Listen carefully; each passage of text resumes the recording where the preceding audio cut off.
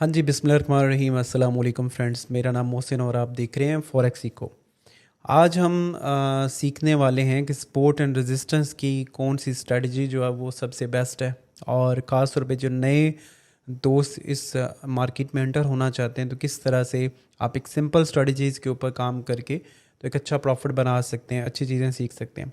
तो चैनल को लाजमी सब्सक्राइब करें, बेल आइकन को प्रेस करें ताकि आप आने वाली वीडियो को देख सकें। हमने एक पूरी सीरीज़ स्टार्ट की है जो कि आपके सिखाने के लिए है और आप इससे फ़ायदा उठा सकते हैं।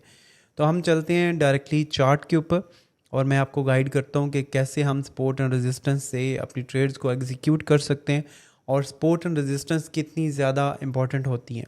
ठीक है।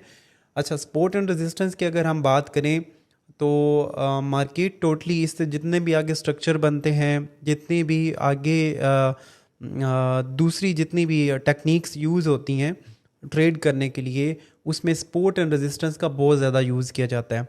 और सपोर्ट एंड रेजिस्टेंस ही बन के डिफरेंट जो एल्गोरिदम्स हैं उनको बनाते हैं। तो सपोर्ट एंड रेजिस्टेंस अगर आपको प्रॉपरली लगाना आ जाए तो आप उसे आसानी के साथ यूज़ कर सकते हैं और देख सकते हैं कि कैसे काम करना है। जी तो फ्रेंड्स, अभी मैं आपको चार्ट पे दिखाता हूँ। सबसे पहले तो हम लॉजिक को समझते हैं कि सपोर्ट एंड रेजिस्टेंस होता क्या है और इसको कैसे हम जो है ना ड्रा कर सकते हैं। कौन कौन किस्म के किस किस किस्म के जो है ना सपोर्ट एंड रेजिस्टेंस होते हैं।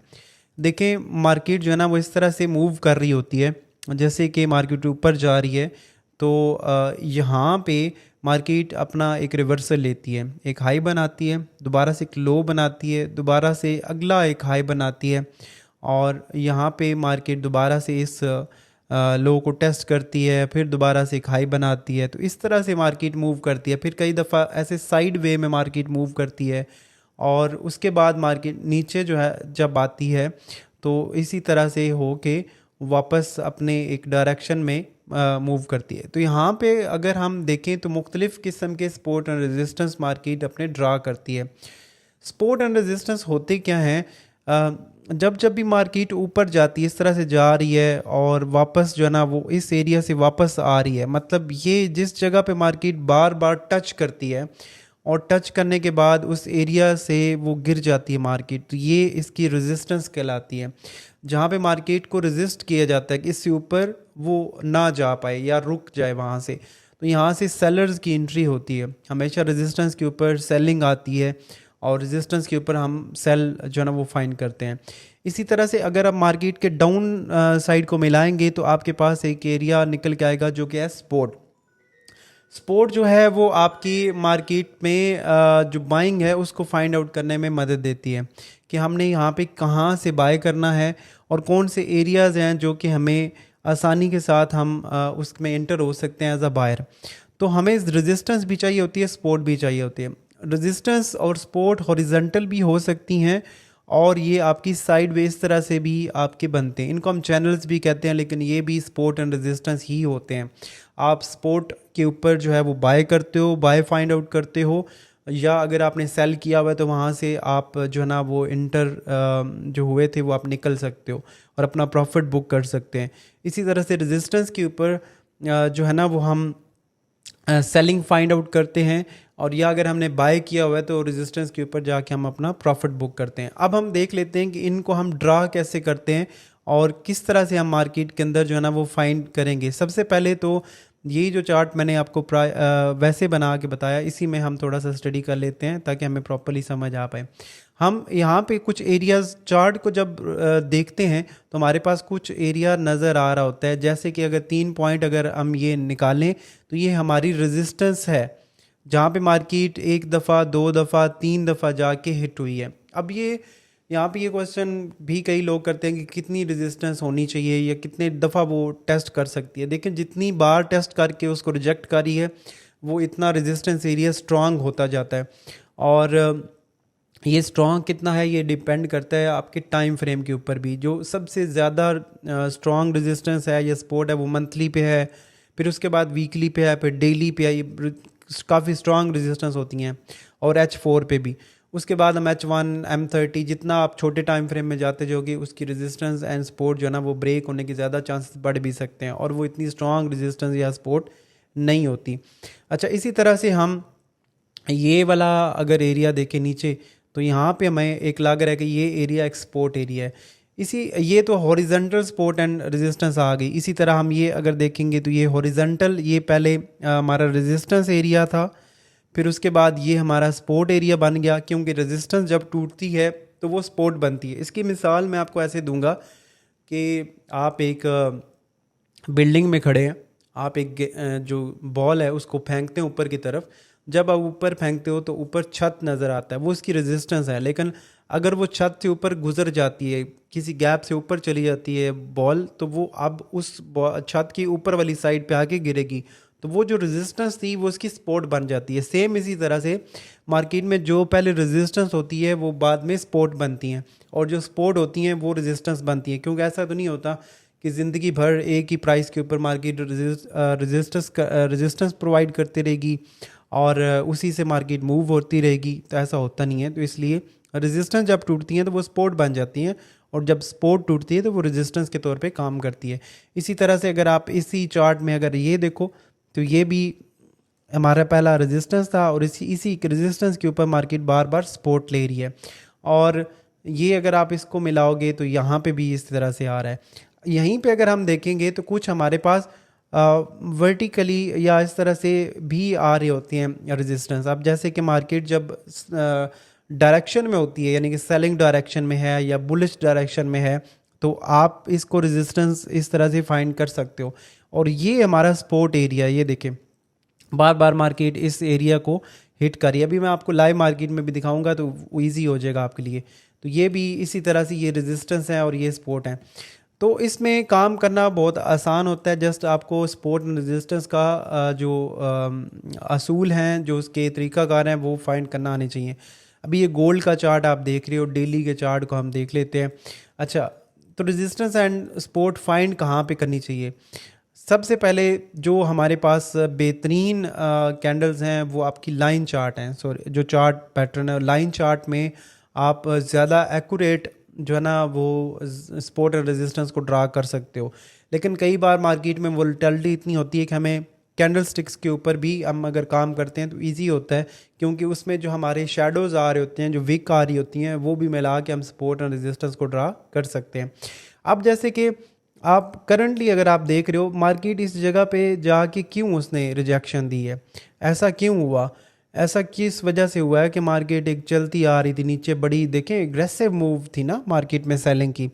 लेकिन ये कौन सा ऐसा पॉइंट है जहाँ पे मार्केट आके रुक गई और उसके बाद इसने अगली जो कैंडल है वो बुलिश बना दी, बड़ी स्ट्रांग बुलिश बना दी? तो ये कौन सा एरिया है? बेसिकली अगर आप इसको देखोगे तो ये हमारा स्पोर्ट एरिया है, जो कि पहले भी स्पोर्ट बन चुका है और दोबारा से भी इसी एरिया के ऊपर रिजेक्शन आ रही है।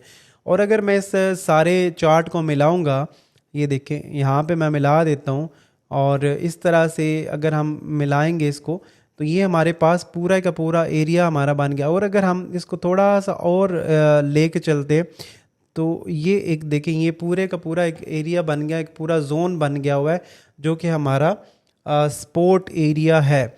उसकी रीज़न ये है कि इस जगह पे मार्केट बड़ी दफ़ा जो है ना वो रेजिस्टेंस लेती रही है, जो कि पहले हम बात कर चुके हैं। जैसे इस जगह से मार्केट ऊपर गई है तो पहली सपोर्ट इसने ये बनाई थी, ठीक है। पहली सपोर्ट बनाने के बाद मार्केट ने अपना एक हाई लगाया और ये दूसरी सपोर्ट बनाई, फिर उसके बाद ये एक हाई लगाया, फिर उसी तरह से नीचे आती गई है, तो अपनी जो सपोर्ट बनाई है वो ये वाला एरिया बनाया। तो हम अगर इधर से सेल कर रहे थे तो हमारा जो अगला टारगेट एरिया हो सकता था वो ये वाली सपोर्ट हो सकती थी। और अगर हमें ये एरिया जब जैसे ही ब्रेक हुआ है, इसको हिट किया, इसने टेस्ट किया, तो यहाँ से हम इसकी एंट्री में बैठ सकते थे बाइंग में, और जैसे इस जगह पे आई है दोबारा से भी हम बाइंग कर सकते थे। तो जो आपकी सपोर्ट एरिया है, जो रेजिस्टेंस एरिया है, वो काफ़ी ज़्यादा वर्क करते हैं और बार बार आपको एंट्री करने का हम मौका देते हैं। अभी हम देखें, अब जैसे कि यहाँ पे मार्केट खड़ी है, तो जैसे अभी हम बात कर रहे थे, अब जो काफ़ी अग्रेसिव मूव मार्केट में आई है, लेकिन इस जगह पे आके ना मार्केट थोड़ा सा रजिस्ट कर रही है, होल्ड कर रही है। उसकी रीज़न क्या है? उसकी रीज़न पहला तो ये सपोर्ट है, लेकिन उससे आगे वाली जो सपोर्ट है ना वो ये वाली सपोर्ट है। अब अगर इन दोनों लाइंस को मैं मिला देता हूँ, ये देखें यहाँ पे भी मैं अगर एक लाइन लगाता हूँ और यहाँ पे भी अगर मैं एक लाइन लगाता हूँ, ये वाली, ये पूरा जोन बनता है, लेकिन हम लाइंस को ही ले रहे होते हैं। अच्छा, अब अगर मार्केट इस जगह पे रिजेक्शन दे रही है क्योंकि ये सपोर्ट थी पहले, अब ये सपोर्ट टूट गई, इस जगह पे इसने मार्केट ने होल्ड नहीं किया, तो इट्स मीन मार्केट एक बीरिश स्ट्रक्चर के अंदर है, बीरिश मोमेंटम के अंदर मौजूद है। लेकिन अब हमने फाइंड करनी है कि यार हमारे यहाँ जो मार्केट है वो सेलिंग दोबारा कहाँ से करेगी, कहाँ से हम सेल में बैठेंगे। तो उसके लिए हम क्या करते हैं, उसके लिए हम देख रहे होते हैं हमारी अब ऊपर वाली जो सपोर्ट थी वो कौन कौन सी थी। तो ऊपर वाली सपोर्ट हमारी ये थी, उससे ऊपर वाली सपोर्ट ये है। तो ये पहला तो मार्केट इधर से रिजेक्ट हो सकती है और सेलिंग कर सकती है, और अगर इससे ऊपर जाती है तो यहाँ से सेलिंग आ सकती है। तो ये दोनों क्योंकि पहले सपोर्ट थे, अब ये रेजिस्टेंस के तौर पे काम करेंगे। अगर मैं आपको इसको ये डेली के चार्ट में है, लेकिन डेली के चार्ट के अंदर सॉरी एक कॉल आ रही है, मैं यहाँ पे इसको थोड़ा सा ऑफ कर देता हूँ ताकि हमें डिस्टर्ब ना करें। अच्छा यहाँ पे क्या होता है कि अगर हम छोटे टाइम फ्रेम में चलते हैं, अब इस छोटे टाइम फ्रेम में आपको नज़र आ रहा होगा, ये आप जैसे जैसे आगे पढ़ेंगे मेरे साथ मिलके तो आपको वाज़ह होती जाएंगी चीज़ें। ये देखें, ये स्पोर्ट थी, ये स्पोर्ट थी, अब ये स्पोर्ट थी H4 के अंदर, और यहाँ से ही ये पूरा एरिया जो ना रेजिस्टेंस के तौर पे काम कर सकता है, या ये वाला एरिया। तो मार्केट को इस एरिया से जो ना वो गिरना चाहिए, या तो इस जगह से गिरना चाहिए या फिर इस ऊपर वाले एरिया से गिरना चाहिए। लेकिन अगर ये गिरता नहीं है, दोनों जगह से नहीं गिरता, ये वाला एरिया नहीं गिरता, तो इट्स मीन कि ये इसी प्राइस को दोबारा से रेजिस्टेंस बना देगा। और अगर इधर से होल्ड कर लेता है यहाँ पे, तो यहाँ से हम बुलिश साइड पे फिर परफॉर्म कर सकते हैं। अगर हमारी रेजिस्टेंस जो है वो सपोर्ट बन जाती है, तो इट्स मीन कि मार्केट ने अपना स्ट्रक्चर चेंज कर दिया है और अब वो अगली सपोर्ट बनाएगा, फिर उससे ऊपर सपोर्ट बनाएगा। तो हमारा जो एक ज़ेन था कि सेल होगा, हम चेंज हो गए वहाँ से मार्केट के स्ट्रक्चर को देखते हुए और मार्केट की मूवमेंट को देखते हुए। अब हम क्या करेंगे, हम सेल नहीं करेंगे, अब हम बाइंग करेंगे। अच्छा, यहाँ पे मैं बताता चलूँ कि अगर आप हमारे VIP ट्रेडर्स रूम का हिस्सा बनना चाहते हैं तो यहाँ पे व्हाट्सअप आ रहा है और बार कोड भी एक आ रहा है, आप उसको स्कैन करके हमारे व्हाट्सअप पे मेरी टीम से पूछ सकते हैं कि आप किस तरह से VIP ट्रेडर्स रूम का हिस्सा बन सकते हैं। वहाँ पे मैं फ्री सिखाता हूँ और आप मेरे साथ फ्री में मिलके ट्रेड कर सकते हैं। तो यहाँ पे ये एरिया है जो कि सेलिंग एरिया हो सकता है और ये एरिया एक सेलिंग एरिया हो सकता है। तो ये हमारी ऐसे रेजिस्टेंस बनती हैं। हम देखते हैं कि हमारे कौन कौन से एरियाज हैं जहाँ पे मार्केट बार बार रिजेक्ट हो रही है और उसी को हम सपोर्ट एंड रेजिस्टेंस के तौर पे ड्रा करते हैं। बहुत सिंपल तरीके से मैं आपको समझा पा रहा हूँ ताकि आपको कुछ भी गलतफहमी ना हो। अच्छा, जैसे हमने एक और भी देखा था, ये तो हॉरिजॉन्टल सपोर्ट एंड रेजिस्टेंस है, आप ये एरिया भी ड्रा कर सकते हैं। इसमें क्या होता है कि ये अभी फ़िलहाल जैसे मार्केट एक डायरेक्शन मूव में थी, ये आपको एक और तरीके से हेल्प करेगी। ये क्या है, अब ये इस तरह से आप इसको एग्जैक्टली थोड़ा सा ये गलत हो रहा है, लेकिन आप इसको मैयर कर सकते हो। लास्ट 2 सपोर्ट हमने या 2 रेजिस्टेंस लेनी होती हैं, ज़्यादा लंबी की तरफ ना भी जाएं, तो जो लास्ट 2 वैल्यूज़ होती हैं वो आपकी बेस्ट वैल्यूज़ होती हैं। तो अगर मार्केट ने इस जगह पे दोबारा से रेजिस्टेंस लेता है, तो ये हमारे पास अब 2 रेजिस्टेंस हैं, एक हॉरिजॉन्टल रेजिस्टेंस और एक मतलब कि डायरेक्शनल जो आपकी ट्रेंड लाइन आ रही है वो भी आपको एक रेजिस्टेंस प्रोवाइड करी है। तो इस जगह पे अगर मार्केट होल्ड करती है, गिरती है, तो अपना जो दोबारा लो है उसको टेस्ट करेगी, या फिर अगर लो टेस्ट होने से दोबारा ये वीक हो जाता है तो ये वाला लो, तो दोबारा मार्केट अपना एक नया लो लगा सकती है। तो अब ये वाला एरिया बहुत इंपॉर्टेंट है क्योंकि इसमें दोनों रेजिस्टेंस काम कर रही हैं। अब इसके साथ आप डिफरेंट और चीज़ें भी मैच कर सकते हैं, कुछ और चीज़ें मर्ज करके भी आप ज़्यादा एक्यूरेसी बना सकते हैं अपनी ट्रेड की। वो भी आगे चल के हम सीखने वाले हैं। आप मेरे साथ हैं तो मैं आपके लिए एक पूरी सीरीज़ बना रहा हूँ जिसमें हम डिफरेंट चीज़ें जो है ना वो सीखेंगे, और जिसमें इंडिकेटर्स भी सीखेंगे आगे चल के। बहुत ज़्यादा इंडिकेटर्स मार्केट में मौजूद हैं, उनको कैसे हम मर्ज कर सकते हैं, कैसे हम मार्केट में उनका यूज़ कर सकते हैं, और कहाँ कहाँ पे हम अगर यूज़ करेंगे तो हमारे लिए ज़्यादा बेनिफिट बन सकता है। तो वो सारा चीज़ हम आगे चल के देखें। तो चैनल को आज भी सब्सक्राइब करें, बेल आइकन को प्रेस करें ताकि आप आने वाली वीडियो को देख सकें। और मिलते हैं नेक्स्ट वीडियो में इंशाल्लाह। इसी तरह से सीखते रहें और मेरे साथ मिलकर ट्रेड करें। बहुत शुक्रिया आपका, थैंक यू।